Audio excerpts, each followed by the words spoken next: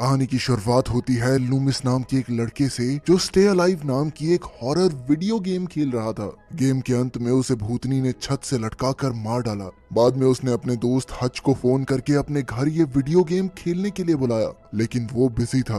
बाद में जब लूमिस किचन में पानी पीने गया तो अचानक पीछे से एक परछाई ने उसे डरा दिया। वो तुरंत दौड़कर अपने दोस्त के कमरे में गया, पर वो दोनों तो मर चुके थे। तभी अचानक किसी ने जंजीर से उसका गला जकड़ लिया और वीडियो गेम की ही तरह असल जिंदगी में भी उसकी मौत हो गई।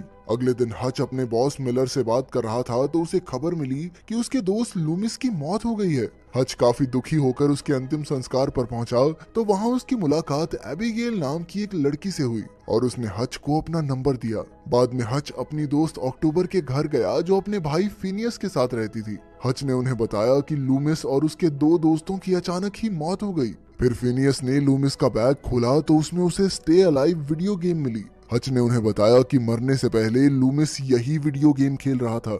असल में ये गेम अभी बाजार में नहीं आई थी, ये तो कंपनी ने लूमिस को टेस्टिंग के लिए दी थी। ये सुनकर फिनियस ने भी गेम खेल कर देखने का फैसला किया।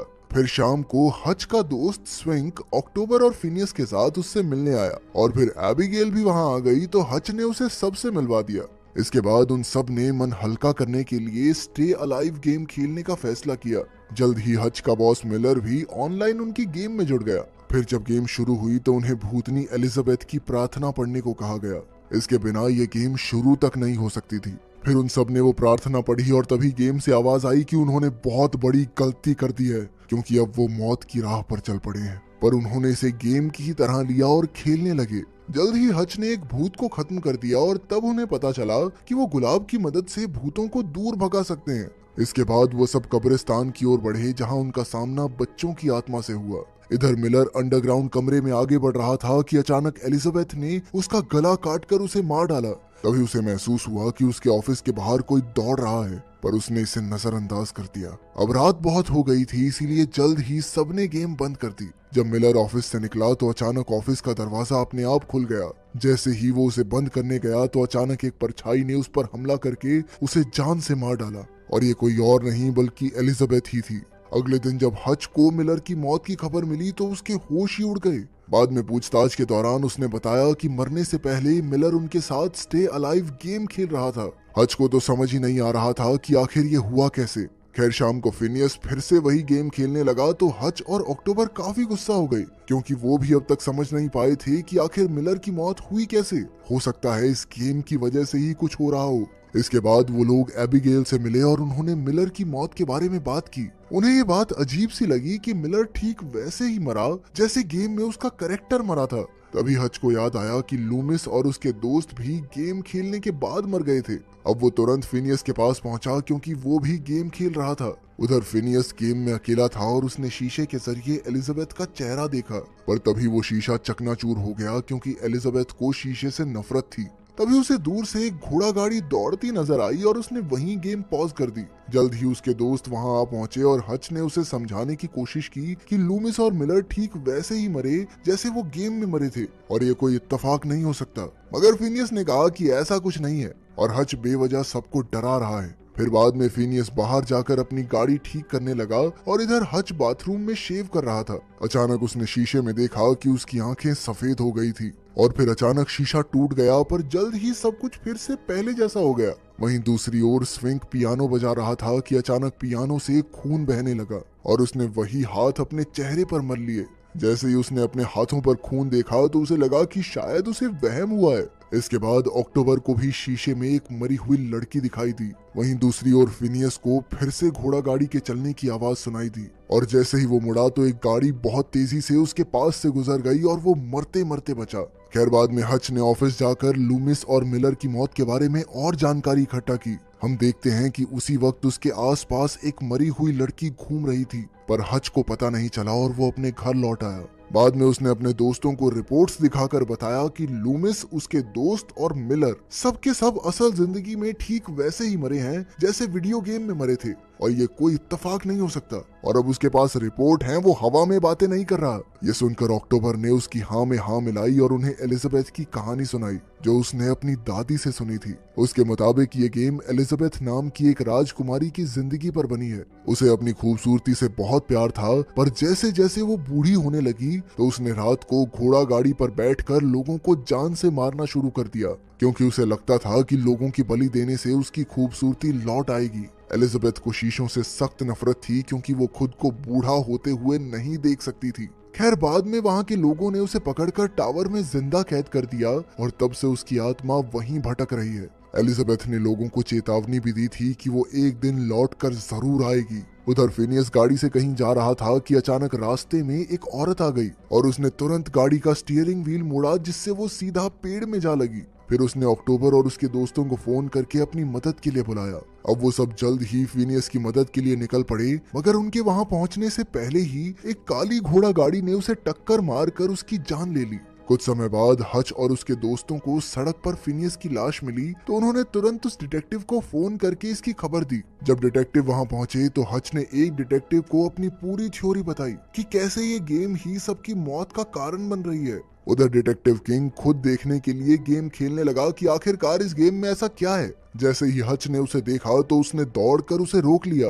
खैर, बाद में डिटेक्टिव्स के जाने के बाद अक्टूबर ने अपने भाई फिनियस की मौत का जिम्मेदार हच को ठहराया, क्योंकि उसी की वजह से ये गेम उनकी जिंदगी में आई थी। मगर अब हच माफी मांगने के सिवा और कुछ नहीं कर सकता था। वहीं दूसरी ओर डिटेक्टिव किंग बाजार से लौट रहा था कि अचानक उसकी गाड़ी में ही किसी ने उसकी बड़ी बेरहमी से हत्या कर दी। इधर हच और एबिगेल गेम के बारे में सुराग ढूंढने के लिए लूमिस के घर आ पहुंचे। फिर घर की छानबीन करने के बाद हच और एबिगेल को उस कंपनी का पता मिल गया जहां से लूमिस को ये गेम मिली थी। फिर हच और एबिगेल गाड़ी में निकल पड़े और उसने स्विंग को फोन करके ये पता बताया ताकि वो उन्हें रास्ता बताता रहे।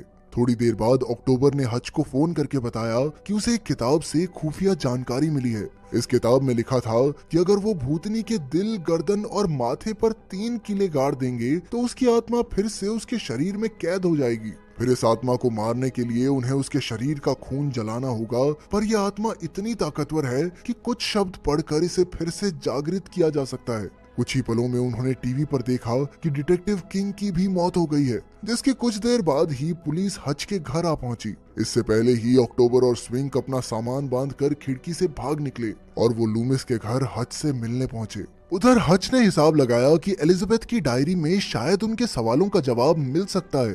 तभी उसने लैपटॉप में देखा कि गेम चल रही थी और अक्टूबर उसमें मौजूद थी। असलियत में अक्टूबर एक सुनसान घर के बाहर खड़ी थी, जहां उसे वही मरी हुई लड़की दिखाई दी। अब अक्टूबर उसके पीछे घर में घुस गई और इधर हच और उसके दोस्त भी अक्टूबर को ढूंढने लगे। उस घर में अक्टूबर कीलें लेकर आगे बढ़ रही थी कि अचानक भूतनी एलिजाबेथ उसके सामने आ गई। अक्टूबर ने उस पर कील गाड़ने की कोशिश की, मगर एलिजाबेथ को कोई फर्क नहीं पड़ा, क्योंकि वो तो एक आत्मा थी। अब अक्टूबर ने वहां से भागने की कोशिश की, मगर एलिजाबेथ ने उसे पकड़कर उल्टा लटका दिया।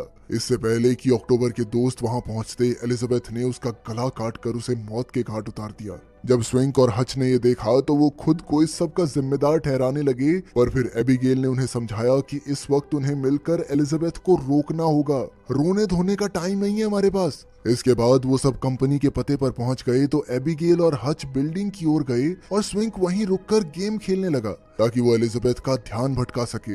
फिर उसने हच को फोन करके रास्ता बताया और जल्द ही हच असली कब्रिस्तान और टावर के सामने पहुंच गया। वहीं दूसरी ओर एबिगेल को एक गुड़िया मिली जो बिल्कुल एलिजाबेथ जैसी दिखती थी और फिर वो उसे उठाकर ऊपर के कमरे की ओर चली गई। उसे एहसास हुआ कि ये कमरा हूबहू गेम के कमरे की तरह था। वहां उसे एलिजाबेथ की कैंची और साथ ही उसकी डायरी भी मिली, जिसमें उन सभी लोगों के नाम थे जिनकी उसने बलि दी थी। तभी अचानक एबिगेल के चारों ओर अंधेरा हो गया और वो जोर जोर से चिल्लाने लगी। उसकी आवाज सुनते ही हच तुरंत उसकी तरफ दौड़ा। तभी स्विंक ने गेम खेलते हुए सभी दरवाजों के ताले खोल दिए और इसी तरह हच एबिगेल तक पहुंच गया। तब एलिजाबेथ एबिगेल की जान लेने ही वाली थी कि स्विंक ने गेम में उस पर गुलाब फेंक दिए, जिससे एलिजाबेथ वहां से भाग गई। हच की जान में जान आई और उसने एबिगेल को चूम लिया। फिर स्विंक ने हच को 3 कीलें और कुछ गुलाब ढूंढने को कहा। तभी अचानक स्विंक की गाड़ी के दरवाजे अपने आप बंद हो गए और उसका लैपटॉप अंदर ही रह गया। फिर वो खिड़की तोड़कर वैन में घुस गया और गेम खेलने लगा। पर तभी एलिजाबेथ ने उसे असलियत में घेर लिया, जबकि वो तो गेम में मरा ही नहीं था। अब वो जान बचाकर भाग निकला और एलिजाबेथ उसका पीछा करने लगी, पर जल्द ही स्विंग गुलाबों की झाड़ी में गिर गया।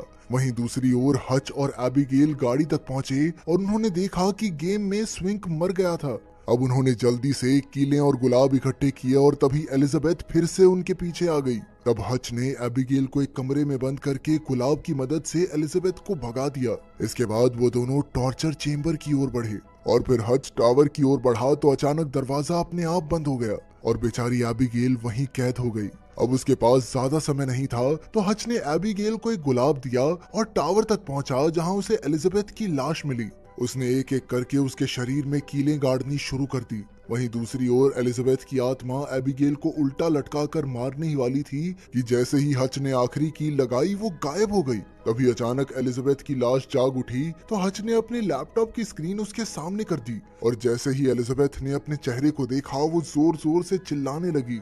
फिर हच ने उस कमरे में आग लगा दी और वो खुद भी आग से डरता था तो वो भी वहीं फंस गया। पर तभी स्विंक ने वहां आकर हच की जान बचाई। असल में वो गुलाबों की झाड़ी में गिर गया था, जिस वजह से एलिजाबेथ ने उसे मारा नहीं था। आखिरकार हच, स्विंक और एबिगेल वहां से बाहर आ गए और उन्होंने टावर में एलिजाबेथ की लाश को जलते हुए देखा। इसके कुछ दिनों बाद हम देखते हैं कि एक दुकानदार को स्टे अलाइव वीडियो गेम मिली और जल्द ही ये स्टोर्स में भी बिकने लगी। जैसे ही दुकानदार ने एलिजाबेथ की प्रार्थना पढ़ी तो वो एक बार फिर से जिंदा